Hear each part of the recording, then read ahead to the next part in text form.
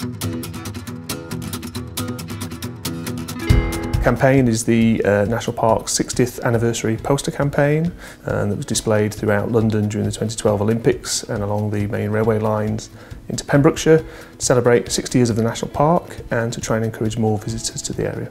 We were keen to ensure that it was strongly design-led, and in particular it's become a real cross-generational campaign. The concern was because it was nostalgic to a degree, looking back at the poster designs of the 1950s, around the time when the National Park was established, that it might only appeal to a certain audience, but in fact it seems to have struck a chord with many people of different ages, different backgrounds. And what we found is that during the 2012 campaign period we had a substantial increase in visitor numbers to the area in the region of 25%. We paid for the campaign and we expected that we might make a modest return in terms of our investment. What we've been overwhelmed by is the response in terms of people wanting to purchase those images. So we've actually managed to recoup to date half of the original cost, and we hope that ultimately will pay its way and be profit making as a campaign.